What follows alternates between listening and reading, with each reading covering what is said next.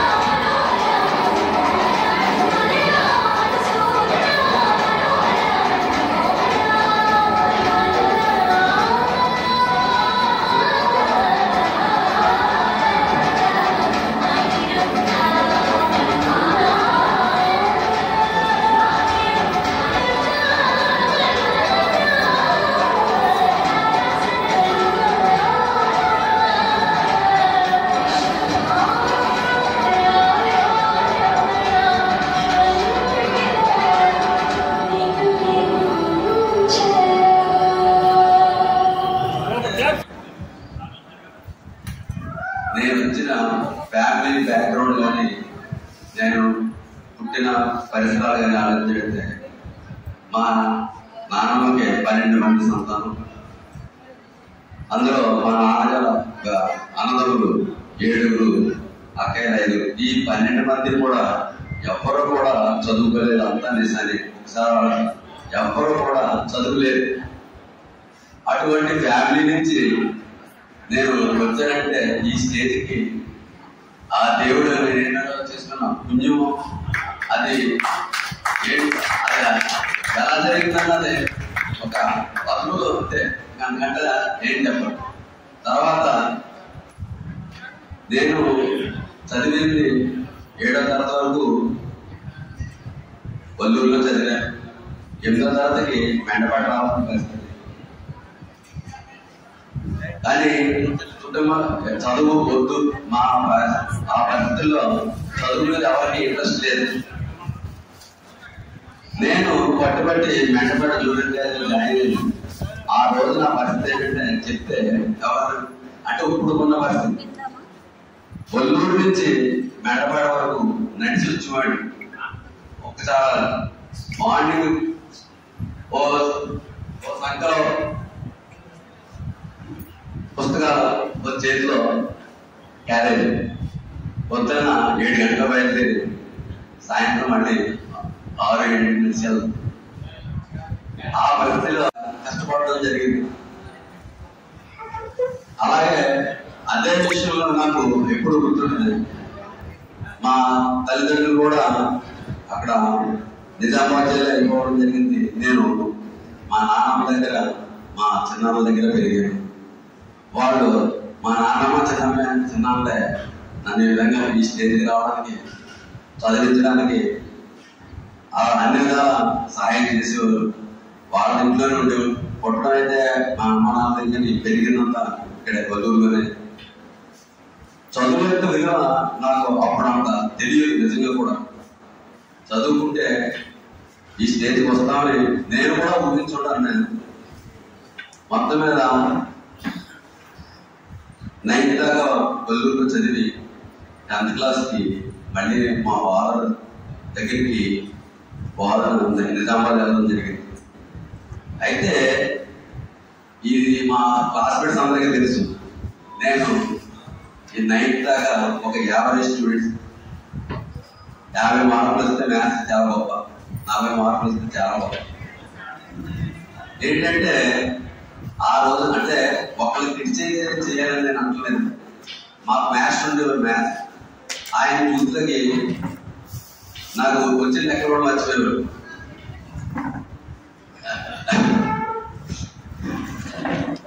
అంటే ఆయన చెప్పింది నాకు అర్థమయ్యేది కాదు. ఇంకా ఎలాగా బాగుంటుంటే నా అదృష్టం అంటే ప్రతి వ్యక్తికి ఒక టర్నింగ్ పాయింట్ ఉంటుంది. ఇవాళ కూడా నేను ఆయన తలుచుకుంటానంటే ఆయన నాకు పెట్టిన భిక్ష. మ్యాథ్స్ అనే దాన్ని ఇంత ఈజీగా చెయ్యొచ్చు అని అంటే ఇంకోటి మీరు కూడా అనొచ్చు. బోర్డు మీద విచిత్రం ఏంటంటే ఆయన బోర్డు మీద లెక్క ఎప్పుడు చెప్పలేదు. మేము జనరల్ కాంపోజిట్ 2 రకాలు ఉండేయండి. ఆ 2 రకాల్లో కాంపోజిట్ మేము 15 మంది పిల్లలు ఉండేవాళ్ళు. జనరల్ ఏమో ఉండేవారు. మమ్మల్ని చుట్టూరు కూర్చోబెట్టుకుని కుర్చీ మధ్యలో కూర్చోబెట్టి లెక్కలో గాలిలో చెప్పి మరి అర్థం పేపర్ బుక్లో చేసి చూపించారు. తెలియదు. విచిత్రం ఏంటంటే అంతకుముందు బోర్డులో చేసి ఎందుకు చేసినా నాకు అర్థమా ఉంది. ఆయన చెప్పడం మొదలెట్టాక మ్యాథ్స్ అంటే ఇంత ఈజీయా అనిపించి ఒక్కసారి 40-30 వచ్చి 90 మార్కులు రావడం జరిగింది. ఇంకా ఆ రోజు నుంచి నేను మళ్ళీ జీవితంలో మ్యాథ్స్ అంటే భయపడిన రోజు లేదు. 10th పూర్తయింది. మా ఆయన కృష్ణారెడ్డి గారు మీరు పాలిటెక్నిక్ జాయిన్ నేను సీట్ ఇప్పిస్తాను ప్రిన్సిపల్ నా ఫ్రెండ్. నాకు ఆ పాలిటెక్నిక్ అంటే ఏంటో తెలియదు. నిజం చెప్పాలి, మా ఫాదర్ మా రిలేటివ్స్ అంతా చదువు లేదు, అందరూ వ్యవసాయం చేసుకుంటాం, చదివి వదిలేస్తా పెట్టాను. ఏం చేయాలో అర్థం అవ్వాలి. ఇంకా మాట్లాడుకోవడం మా ఫాదర్ తోటి 2 గంటలు భర్త చదువుకుని బస్ ఎక్కి కొలువు వచ్చింది. వచ్చి మళ్ళీ ఈ లోపల మెండపాటి జూనియర్ కాలేజీలో సీట్లు అయిపోతే డేట్ అయిపోయింది. ఏం చేయాలి సంవత్సరం వేస్ట్ అనుకున్నా. ఈ లోపల ఆల్మూరు కాలేజ్ సంగీత వెంకటరెడ్డి గారు జూనియర్ కాలేజ్ స్టార్ట్ చేసి టీచర్ వచ్చారు. సేమ్ అలాంటి మ్యాథ్స్ టీచర్ మళ్ళీ దగ్గర. నిజంగా నా అదృష్టం, నాతో పాటు మ్యాథ్స్ కూడా చదివారు. ఆయనకి తెలుసు, వెంకటేశ్వరరావు గారు ఎంత జమ్ అంటే ఇంకా ఆ రోజు కూడా నాకు 100కి 95 రాలేదు. మళ్ళీ అంటే ఒక్కొక్క వ్యక్తికి ఒక్కొక్క టీచర్ మీద గురి ఎలా కుదురుతుందనేది చెప్తున్నాను. అయ్యింది. రాజుల్లో డిగ్రీ చేశాను, అక్కడ చేశాను. మీకు ఆల్మూరు కాలేజీలో కాలేజీ ఫస్ట్ వచ్చింది. ఏంటి యావరేజ్ ఉన్న స్టూడెంట్ ని కాలేజీ ఫస్ట్ ఇచ్చింది. సంగీత వెంకటరెడ్డి గారు మెడల్ కూడా ఇచ్చారు. అక్కడి నుంచి మళ్ళీ రాజుల్లో బిఎస్సి చదవడం. ఇక్కడ ఎక్కడ రామపురం వెళ్ళాలంటే మళ్ళీ ఎలాగలా అనుకుంటే రాజుల్లో మా సిస్టర్ ఉంది. మా సిస్టర్ ఇంట్లో ఉండి డిగ్రీ పూర్తి చేయడం జరిగింది. అక్కడ కూడా కాలేజీ ఫస్ట్ రావడం. ఇదంతా ఒక ఎత్తు అయితే, ప్రతి వ్యక్తికి వాళ్ళ జీవితంలో టర్నింగ్ పాయింట్ అని చెప్పిన తర్వాత డిగ్రీ బీఈడ్ అయితే నా నెక్స్ట్ టర్నింగ్ పాయింట్ ఏంటంటే నా భార్య, నేను పెళ్లి చేసుకోవడం. నేను ఇప్పుడు దాకా కూడా ఇప్పుడు చెప్పలేదు. అది నాకు జీవితంలో మంచి టర్నింగ్ పాయింట్ అయితే నేను ఈ ఉన్నత స్థితికి రావడానికి కారణం ఆవిడ అందించిన సహాయ సహకారం. ఆవిడ నాకు వెనకాల చోరేవుడిగా ఉండి అన్ని విధాల సహాయ సహకారం అందించడంలోకి నేను ఈ స్టేజ్కి రావడం జరిగింది. ఇంకా విద్యార్థుల్ని నేను చాలా ఎక్కువ దండించడం జరిగింది. అది అందరికీ తెలిసి, ఇక్కడ ఉన్నవాడు కూడా తెలిసి. ఎందుకు అలా జీవితంలో నాకులాగా మిగతా పిల్లలు కూడా కష్టపడి ఏదో విధంగా పైకి రావాలి, మనం కొట్టో తిట్టో నచ్చ చెప్పో వాళ్ళని ఒక స్టేజ్కి తీసుకురావాలనే ఆశయంతో తప్పించి పిల్లల మీద నాకు ఎక్కువ గ్రిడ్జి కానీ లేదా ఎలాగో దండించాలనే ఎప్పుడు మనస్తత్వం లేదు. తర్వాత బాధపడి పిల్లల్ని అడిగేవాడు, కొట్టేది బాధపడుతున్నాను అని. లేదంటే మాస్టర్ మీరు మా మంచి కోసమే కదా మీరు కొడతాను చాలా అమ్మాయిని కొంచెం రిలాక్స్ అయ్యేవాడు. ఆ విధంగా కొంచెం కంట్రోల్ చేయడానికి దండించవలసిన పరిస్థితి చాలా విచిత్రం. అంటే గర్ల్స్ స్కూల్లో కూడా కొట్టుకుని ఆడపిల్లలు చాలా ఎక్కువ దండించారు. మా మేడమ్స్ అనేవారు, ఎక్కడైనా సౌండ్ వినపడుతుంటే వేరే గారు బాగా చేస్తున్నారు పిల్లలు. అదే కంటిన్యూ అయింది. అదే మళ్ళీ కంటిన్యూ 7 రోజులు కూడా దండించడం. మళ్ళీ తర్వాత ఎలా చెప్పాలా కూర్చోబెట్టడం ఇలా చేసేవాడిని.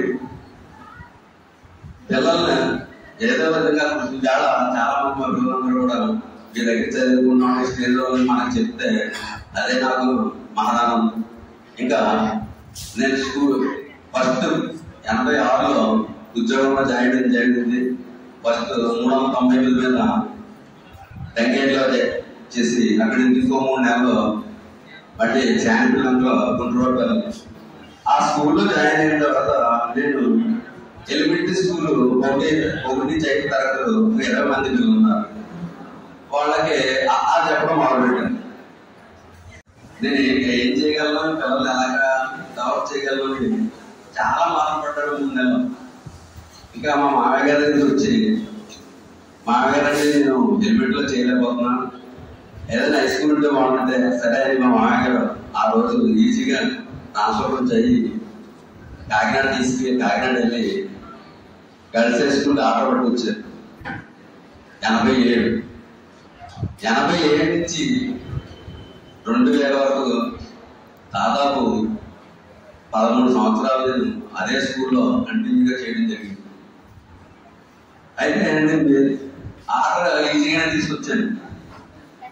మా మామగారు ఇచ్చారు, నేను జాయిన్ అవ్వడానికి వెళ్ళాను. అప్పుడు సుశీల వేదిబాయి గారిని మేడం గారు ఉండేవి హెచ్ఎం. నేను జాయిన్ అవ్వడానికి మే నెల 17కి ట్రాన్స్ఫర్ వచ్చాను. మేడం గారండి నేను ట్రాన్స్ఫర్ దగ్గర వచ్చానంటే జాయిన్ అవుతాను. ఒకసారి అలా పైకి ఎగాదిగా చూసిందండి. చూసి ఏంటి ఎంత చిన్న స్కూల్కి వెళ్తాను, నేను జాయిన్ చేసిన ఆలో బాగుంది.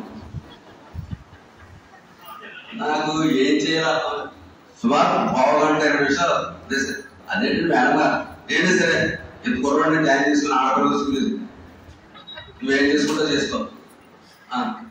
ఇదే ఇంత కష్టపడి వచ్చి ఇన్ని చేసిన తర్వాత ఇలాగంటుందంటే ఇంకా నాకు అంత కూడా అన్నాను, నాకు పెళ్లి అయిపోయిందండి, నాకు ఆల్రెడీ ఒక అమ్మాయి కూడా ఉంది. కాసేపు ఆలోచించింది, పెళ్లి అయిందా అయితే సరే జైనం చూస్తాను. లేడీస్ ఒక 6 ఏళ్ళు జెంట్స్ అందరూ కూడా అబౌవ్ 50 years. అయితే ఒక్క 15 రోజులు నన్ను అబ్జర్వ్ చేసిందండి ఆవిడ, సుశీల గారు.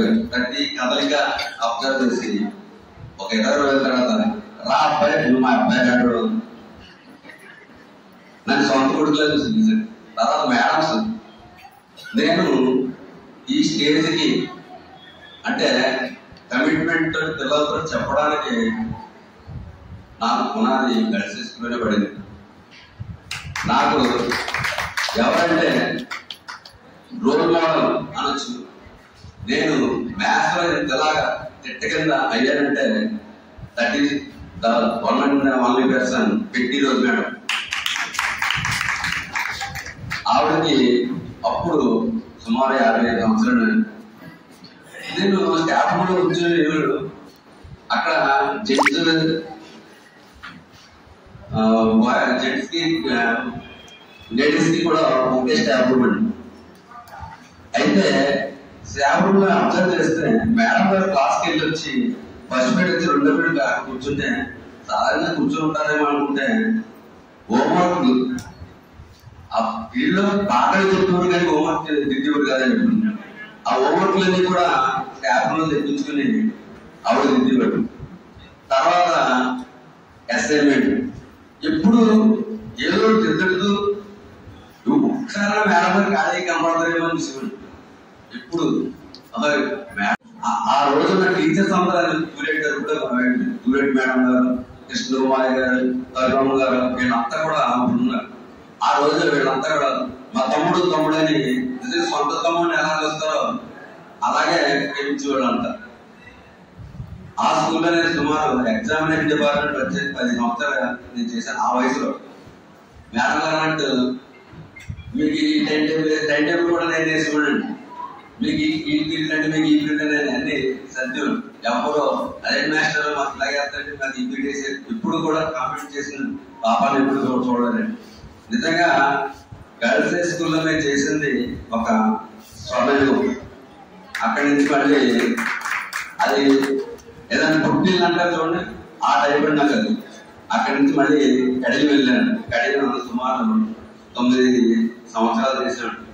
9 సంవత్సరాలు కూడా అక్కడ స్టాఫ్ చాలా కలివిడిగా ఒకళ్ళొకళ్ళు కోఆపరేటివ్ గా మ్యాథ్స్ నలుగురు ఉండేవాళ్ళు. నలుగురు కూడా ఏదైనా ఒక మ్యాథ్స్ రాకపోతే ఆయన వీడు నేను కలిపేసుకునేవాడిని, నేను రాకపోతే వాళ్ళు కలుపుకొని పిల్లల్ని ఖాళీగా మాత్రం ఉంచేవాళ్ళం కదండి. ఇప్పుడు ఒకళ్ళొకళ్ళు కూర్చొని నలుగురు కూడా మూర్చులు అండర్స్టాండ్ పిల్లలు కావాలి 80% ఖాళీగా ఉంచకూడదు. నేను సెలవు పెడితే నాకు మ్యాథ్స్ పీరియడ్ అయినా కల్పిస్తున్నాడు. ఏమి 10th ఏం చెప్తే మాస్టర్ శ్రీనివాసరావు గారు నేను సెలవు బి అంటే నేను బీలో కలిపి దాని తర్వాత బీని ఏదో కలిపి సీన్ డీలో 4 సెక్షన్లు అంటే అక్కడ అలా ఉండేవి. ఆ విధంగా అక్కడ కూడా సక్సెస్ఫుల్ గానే నేను చేశానని భావిస్తున్నాను. ఆ తర్వాత మళ్ళీ 7 మళ్ళీ గర్ల్స్ స్కూల్కి వెళ్ళి మళ్ళీ ట్రాన్స్ఫర్ అవకాశం దొరికింది. మళ్ళీ గర్ల్స్ స్కూల్కి వెళ్ళిపోయాను. ఒక నెల పని చేశాను. ఈ ఎప్పుడు ఎగ్జామ్ ప్రమోషన్ వచ్చింది వాళ్ళకి వెళ్ళాను. అది చాలా చిన్న స్కూల్ విన్నాము, కానీ జిల్లాలో నెంబర్ 1 స్కూల్ అండి ఒకప్పుడు. ఆ నెంబర్ 1 స్కూల్లో జాయిన్ అయ్యి అక్కడ సత్యమూర్తి గారని ఒక హెచ్ఎం గారు ఉండేవారు. ఆయన ఎప్పుడు 90లో పనిచేసాడు. ఆ 90లో వేసిన పునాది ఇలా నేను ఉందండి. అది స్కూల్ గ్రౌండ్ కాంపౌండ్ కానీ చిన్న మొక్కలు కూడా పాడు చేయడం కానీ ట్యాపులు పాడు చేయడం కానీ ఏది ఏ వస్తువు పాడు కనీసం 200-300 మంది ఆ గ్రౌండ్ ఆడుతుంటారండి. ఇప్పుడు అంత డిసిప్లిన్, పిల్లలు కూడా చాలా డిసిప్లిన్ నిజంగా ఉండేవాడు. నేను నిజంగా ఎక్కడ కొట్టకుండా తిట్టకుండా ఉన్న స్కూల్ ఏదో ఉందంటే అది ఒక వాటర్. ఎందుకంటే కొట్టి ఛాన్స్ కూడా రాలేదు. పిల్లలు అంతా డిసిప్లిన్ గా ఉండేవారు. నా ఏం చేసామంటే హెచ్చమైన ఏ పీరియడ్ కనపడితే ఆ పీరియడ్ మ్యాథ్స్కి వెళ్ళి చెప్పడం జరిగింది. అక్కడి నుంచి ఇంకా ఏడాదిగా ఉంది దగ్గరికి వచ్చేద్దామన్న ఉద్దేశంతో ఆకాశవాణి రావడం జరిగింది. ఇది నా జర్నీలో లాస్ట్ మజిలీ. ఈ సైన్స్ అంతా ఒకటి అయితే చివరి మజిలీ ఒకటి. ఇక్కడ వచ్చేటప్పటికి పిల్లలు టీచర్స్ అందరి విధాలా కోఆపరేట్ చేసేవారు. పిల్లల్లో కొంచెం కంట్రోల్ గా చేయడం కొంచెం టైం తీసుకుంది. తర్వాత 2 సంవత్సరాలు చాలా హ్యాపీగా టీచర్స్ ఫుల్ కోఆపరేట్ చేసి పిల్లల యొక్క అభివృద్ధికి అన్ని విధాలా నాకు సహాయపడ్డారు. అయితే తర్వాత ఈ PMC సిబిఎస్ఈ పైలట్ ప్రాజెక్ట్ అని కాటర్లే నుంచి మైక్రోసాఫ్ట్ తీసుకున్నాడండి. దేశంలో 800 జిల్లాల నుంచి ఎంపిక చేసి ఒక జిల్లా ఒక స్కూల్ ని సెలెక్ట్ చేసాడు మైక్రోసాఫ్ట్. ఆ ఒక్క జిల్లా మన అదృష్టం కొద్ది కోనసీమ జిల్లాకే నా ఈ స్కూల్ సెలెక్ట్ అవడం నిజంగా నా అదృష్టం. అలాగే పక్కన ఈస్ట్ గోదావరి స్కూల్ సెలెక్ట్ అయింది. అయితే ఈ సిబిఎస్ఈ PMC సిబిఎస్ఈ దీనికి పేపర్ వర్క్ చేయడంలో పూర్తిగా నాకు సహకరించి పూర్తిగా ఆయన దీనికి ఆర్చుడు మొత్తం వర్క్ అంతా చేసింది సాయిరాం సార్. ఆయన లేకపోతే నేను ఈ పని చేయలేదు అంతే చెప్తుంది. ఎందుకంటే నాకు కంప్యూటర్ నాలెడ్జ్ చాలా తక్కువ. ఏదైనా చేయగలుగుతాం కానీ కంప్యూటర్ నాలెడ్జ్ చాలా తక్కువ. ఆయన కంప్యూటర్ దగ్గర కూర్చి ఏ పేపర్ వర్క్ ఎలా చేయాలి ఏంటి అన్నది ఆయన నాకు సహకరించకపోతే నేను చేయలేను, ఇది సాధించలేను కూడా. నిజంగా అంటే సభాముఖంగా చెప్తున్నాను. దాంతో పాటు నాకు నిజంగా ఒక పెద్ద అండ. నిజంగా నాకు ప్రతి విషయంలో చేదోడుగా ఉండి ఈ స్కూల్ ని డెవలప్ చేయడానికి మాస్టర్ మీరు చేయండి, ఎంత ఖర్చు అయినా పర్లేదు, నేను ఎంత ఉంటాను, మీకు ఏ సహకారం కావాలని ఇస్తానని నాకు ముందు నడిపించిన మళ్ళీ సమావంగా మరొకసారి కృతజ్ఞతలు తెలియజేస్తున్నాను. ఇక్కడ కాకుండా ఎడ్యుకేషన్ ఇప్పుడు కూడా బాగుపడుతుంది. నాకు ఇది చేస్తున్నాం దీనివల్ల నాకు ఏంటి ప్రయోజనాన్ని ఆలోచించకుండా ఈ రోజుల్లో అది ఉండదు ఎవరు. వీళ్ళందరికీ కూడా చేస్తారు. అలాగే ప్రతి టీచర్ నాకు సహకరించారు. అందరికీ కూడా పేరు పేరున కృతజ్ఞతలు తెలియజేసుకుంటూ ఈ తర్వాత వచ్చే ఈ స్కూల్ ని ఇదే కంటిన్యూ చేస్తూ స్కూల్కి అన్ని విధాల అభివృద్ధి చేస్తారని ఆశిస్తున్నాను. అందరికీ మరొకసారి కృతజ్ఞతలు తెలియజేసుకుంటాను.